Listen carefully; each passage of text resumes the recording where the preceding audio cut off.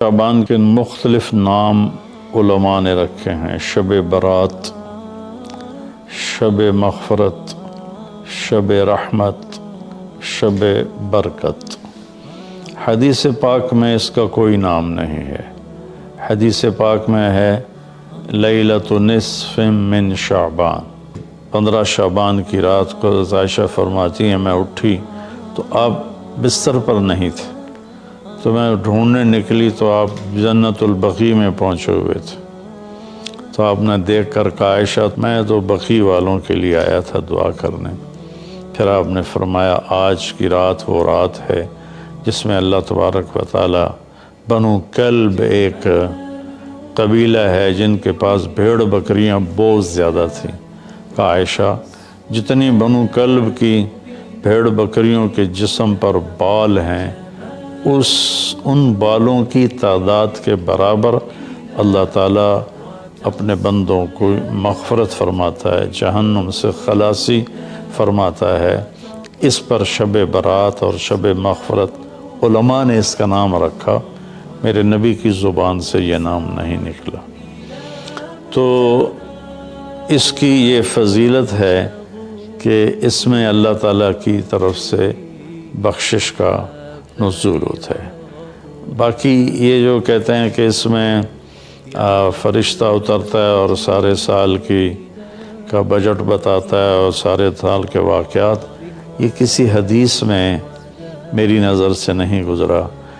سورہ دخان میں فیہا یفرق کل امر حکیم کا جو آیت آتی ہے تو اس سے پہلے کی آیت شب برات کی نفی کرتی ہے، انا انزلناہ فی لیلۃ مبارکۃ، کہ ہم نے اس سے مبارک رات میں اتارا قرآن پاک۔ تو قرآن پاک تو لیلۃ القدر میں اترا ہے، تو اگر کوئی کسی قسم کے اعلانات ہوتے ہیں تو پھر شب قدر میں ہوتے ہیں، اس رات میں نہیں ہوتے۔ دوسرا یہ ہے کہ اس کے روزے اور بندگی کے بارے میں، شب قدر کی اللہ کے واسطے میری بات دھیان سے سنو، اللہ کی قسم کوئی خاص عبادت میرے نبی نے نہیں بتائی، لیلۃ القدر کی کوئی خاص عبادت میرے نبی نے نہیں فرمائی۔ حضرت عائشہ رضی اللہ عنہ نے پوچھا یا رسول اللہ اگر مجھے لیلۃ القدر نصیب ہو تو میں کیا کروں؟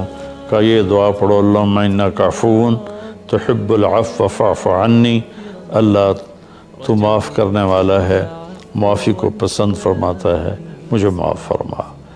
تو میرے نبی کی عبادت وہی 11 رکعت تہجد کے نوافل تھے، چاہے وہ شب قدر تھی، چاہے وہ شب برات تھی، چاہے وہ شب جمعہ تھی۔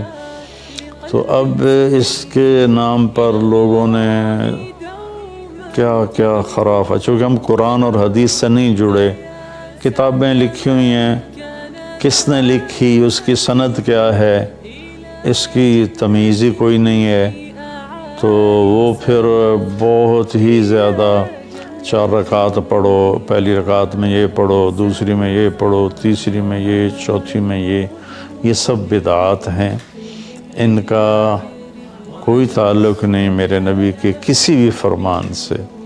میرے نبی نے صرف عبادت کا فرمایا ہے، عبادت، تو شب قدر میں بھی کوئی خاص عمل نہیں۔ اور دوسری بات یہ کہ اگر آپ نے عبادت کرنی ہے تو مسجد نہیں گھر، مسجد نہیں گھر، مسجد نہیں گھر۔ میرے نبی نفلی بندگی گھر میں ادا فرماتے تھے۔ اب شب برات میں صلاۃ تسبیح کی جماعت ہو رہی ہوتی ہے، یہ کتنی بڑی نادانی کی بات ہے۔ نفلوں کی تو جماعت ہی نہیں ہوتی، تو یہ صلاۃ تسبیح کی جماعت کروا رہے ہوتے ہیں۔ تو میرے بھائی بہنوں، اس رات میں کوئی بندگی عبادت مخصوص نہیں۔ ہاں، آپ تہجد کے نوافل پڑھیں، ساری رات پڑھیں، آپ قرآن کی تلاوت کریں، ساری رات کریں، آپ اللہ کا ذکر فرمائیں، ساری رات فرمائیں، آپ دعا مانگیں چاہے ساری رات مانگیں، یہ مخصوص اعمال یہ ہیں: نماز، تلاوت، ذکر اور دعا، اور آنسوؤں کے ساتھ۔ اپنی کھیتی کو پانی نہ لگے تو سوکھ جاتی ہے، ایسے ہی دل میں بھی ایک کھیتی آباد ہے ایمان کی، اسے آنسوؤں کے چند قطرے ہی سمندر کی طرح سیراب کر دیتے ہیں۔ تو آنسوؤں کے ساتھ نہ ہو تو کم از کم رونے والی کیفیت ہو۔ تو یہ تو اتنا سا شب برات ہے۔ روزے کے بارے میں جو ابن ماجہ کی روایت ہے، قوموا لیلہا وصوموا شہرہا، یہ روایت بہت شدید ضعیف ہے، اور علامہ البانی رحمۃ اللہ علیہ نے اس کو موضوع قرار دیا ہے۔ تو اس میں روزہ اس نیت سے رکھنا کہ میرے نبی کی سنت ہے، یہ غلط ہے، اس طرح یہ بدعت بن جائے گا۔ کوئی ویسے نفلی روزہ اس رات میں رکھنا چاہتا ہے مستحب سمجھ کے، نفل سمجھ کے، وہ میرے خیال میں اس میں کوئی قباحت نہیں ہے، لیکن سنت سمجھ کے اگر وہ رکھنا چاہتا ہے تو یہ بات صحیح نہیں ہے، چونکہ روزے والی روایت بالکل قابل اعتبار، قابل حجت نہیں ہے۔ اس میں تمام محدثین کا اتفاق ہے کہ یہ روایت شدید ضعیف ہے، اور شدید ضعیف سے استدلال نہیں ہوتا، اس کو حجت نہیں بنایا جاتا۔ کمزور اس کا ضعف اتنا شدید نہ ہو اور کئی حدیثیں جمع ہو جائیں تو پھر اس میں ایک طاقت آ جاتی ہے۔ تو اپنے آپ کو جوڑو اللہ کے قرآن کے ساتھ، اللہ کے نبی کی حدیث کے ساتھ۔ صحیح حدیث آپ کا ماخذ ہوگا تو آپ کو آسانی ہوگی کرنے میں۔ تو اصل میں عبادات میں اعتدال ہے۔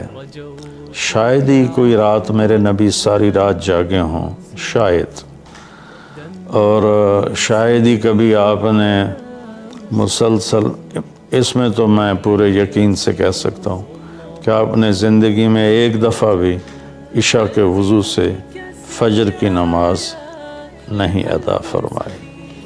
بعد میں ایک رہبانیت کا ٹچ آیا کہ بندگی میں بہت زیادہ زیادتی اور اپنے نفس کشی میں راہبوں جیسی تھوڑی تھوڑی جھلک، نبی کی زندگی پڑھو آپ کو پتہ چلے گا زندگی ہے کیا، قرآن پڑھو آپ کو پتہ چلے گا اللہ چاہتا کیا ہے۔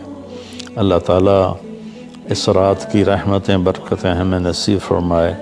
اصل میں اللہ نے بخشش کے بہانے رکھے ہیں، کوئی شرابی ہے، کوئی زانی ہے، کوئی قاتل ہے، کوئی ماں باپ کا نافرمان ہے، کوئی مشرک ہے، کوئی متکبر ہے، کوئی سود خور ہے، کوئی رشوت خور ہے۔ ایک دفعہ آج کہہ دے، کل کی رات ہے کہہ دے گا کہ یا اللہ میری توبہ، تو اللہ کی قسم اگر اس کے گناہ زمین سے لے کر آسمان کی چھت تک بھی ہوں گے نا، تو ایک آدھے بول پر یا اللہ معاف کر، اللہ سارے معاف فرما دے۔ سبحان اللہ۔ آگے جملہ بڑا خوبصورت ہے، وَلَا وَبَالِ، اس میں تکبر ہے، وَلَا وَبَالِ، ہمیں کسی چیز کی کوئی پرواہ نہیں۔ تو کسی نافرمان کو حقیر نہ جانو، اور کبھی اپنی نیکی پہ تکبر نہ کرو۔ اور ایک جرم اور بھی ہے جو میں کہتے 30 سال ہو گئے ہیں، فرقہ واریت سے توبہ کرو۔ اپنے فرقے پہ جمے رہو، لیکن دوسروں سے نفرت، سلام بھی نہ کرنا، جنازہ بھی نہ پڑھنا، حرم شریف میں جا کر بھی نمازیں نہ پڑھنا۔ اچھا اللہ کے واسطے آج بہت اویئرنیس ہو چکی ہے، تو مہربانی کرو، امت بنو، محبت کرو، ایک دوسرے سے ملو جلو، ہم امت بن کے چلیں، اختلاف رائے کے فیصلے آخرت میں ہو جائیں گے۔